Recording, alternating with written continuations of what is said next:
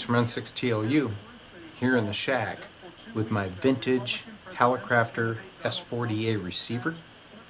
This receiver is very near and dear to my heart. As a matter of fact, it was the first one that I got when I was a kid and gave me the ham radio bug. So let me take you through this thing. I'll show you a couple quick repair tips, and then we'll put her on the air and you won't believe how well it performs. So here she is, the model S-40a, featuring the gorgeous lime green tuning dial and band spread dial. This one's in excellent condition, and it actually works just like new. It's unbelievable. This is by far one of the best ones that I've ever ran across. And you look inside of her, super clean, no dust. It's absolutely perfect. So the S-40a was built somewhere between 1947 to 49. And after this model, they came out with the B, which I wasn't a big fan of. I think they kind of cheapened it up, and they took away this gorgeous speaker grill and kind of integrated it into the front panel. So the 40A is really the one that I like. Alright, so let me tell you a little story about my first S-40a receiver. I was a kid, probably 12 years old, and I was babysitting for my aunt, and she happened to have one of these in her basement, and I fell in love with it. I was like, oh my god, I gotta have this thing. It was like super cool, but I had no money, so I actually worked it off by babysitting for her. She got me for a couple months, probably about $40 to $50 worth of babysitting funds, but I ended up with it, and I just loved the radio. It was kind of beat up, had some embossing tape on the front. There was a big warning, do not ground it. I had no idea what that meant, but I just ran it on a long wire and I listened to the world. So if you acquire one of these beauties and you want it to work well, here's a couple tech tips that I can offer you to hopefully achieve that goal. Take a look. So taking a look underside on this Hallicrafter S-40a, it's in great condition. Doesn't have those paper wax caps, has these type, which I'm okay with, but here's what I'm not okay with, are these big cigar looking resistors. They're always way out of tolerance. For example, this one right here is R10, and R10 is supposed to be a 12K resistor. Let's check it. So we got the meter on there, 14.6K. I'd call that out of tolerance even at a 20%er. So next we have R27, this big Hagaramus right here, and according to the schematic it should be a 10K. We've got about 9K, so it's not too bad. However, in every one of these Hallicrafters, these two resistors are troublemakers.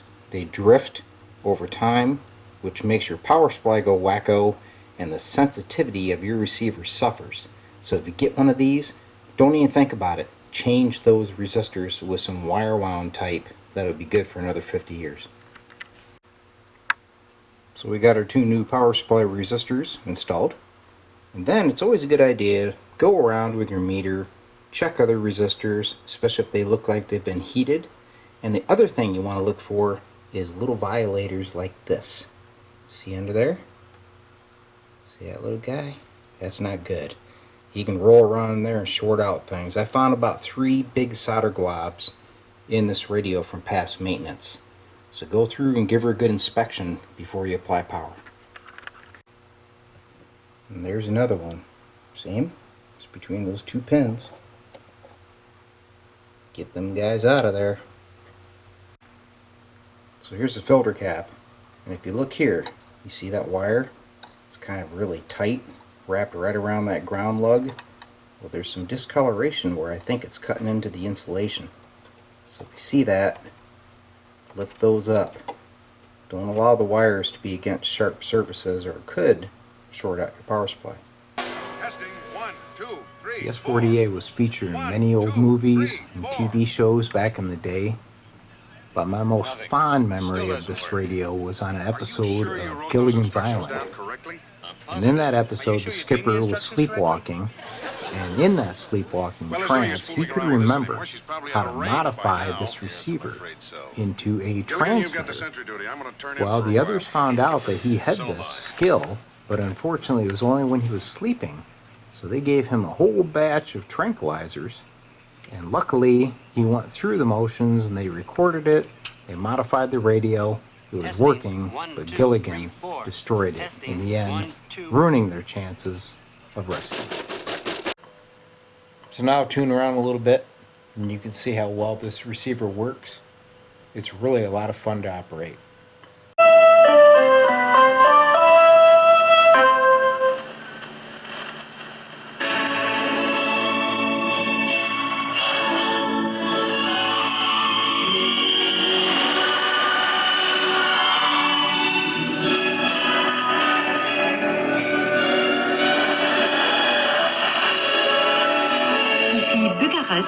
Radio Roumanie Internationale.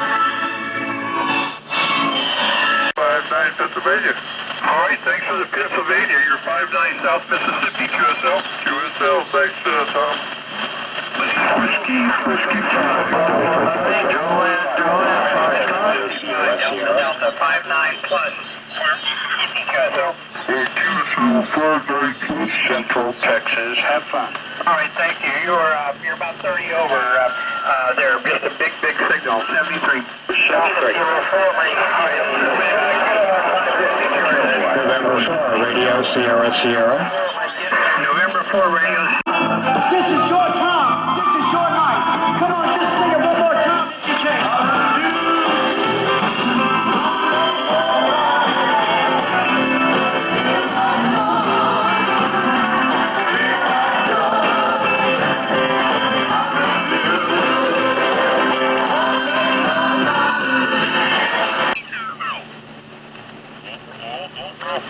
So they suck to me, but yes, I know exactly what you're talking about, Terry. It's the same instigation. Yeah, well, I'm glad that you understand that, and it could have been well, but, we were down there I was down there 15 minutes, and the thing came out. 15 minutes! And it was enough to make me want to run for my life. It's like, My gosh, so... But it was actually good to hear you down there. It was good to hear you. Wake up, Kristen. Yeah. What'd you do today? Weed whack, cut the grass, went out to dinner, did a load of clothes. That's about it. And had 2 drops of rain. 2 drops of rain. On his windshield, Dad. That stopped me from riding. go look at that bike you were looking at. Turned out to be a scam, Paul. Really? Yep. Wait a minute. I may have heard something like this before. And he picks up a copy of 50 Shades of Grey.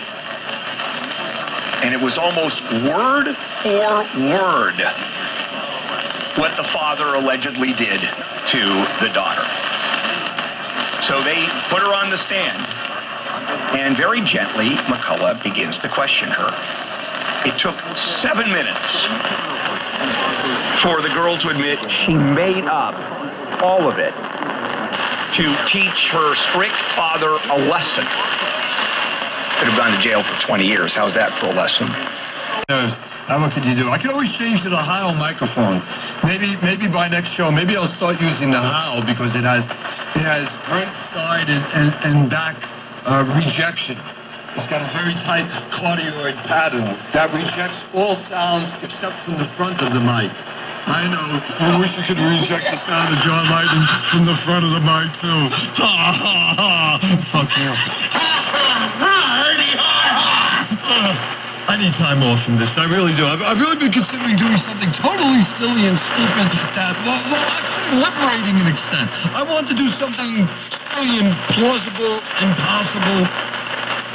I want to talk about reconciliation among people people should be able to understand. And that's why education really is priority for the church for the moment, because if you can educate a baby or a child, then you prepare him to understand better what is about reconciliation and other things very important in the life of human being. Now, unfortunately, although this African war between 1996 and 2003 is over, there are still parts of the country where the conflict is still ongoing. There are still 3 million people displaced, for example, from the east of Congo, because there are still military activities, militias who are active in that part. Can you tell us a little bit?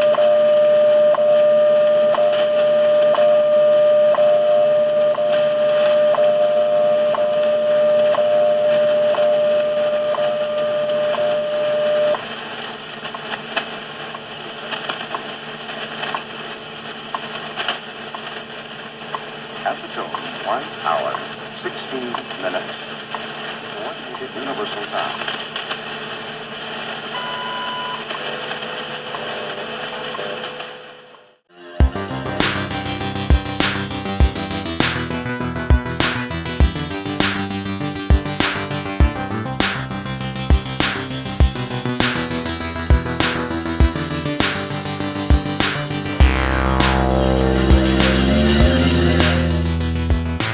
Have you ever had one of those radios that you have for a while and you let it go, and then you get another one and you let it go, and you think, man, why do I keep doing this?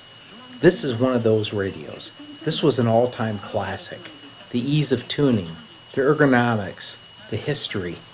This radio pulls at me, and I'm sure all of you have had the same thing happen to you in your lives. For me, it's a Hallicrafter S-40a. Hope you enjoyed the video.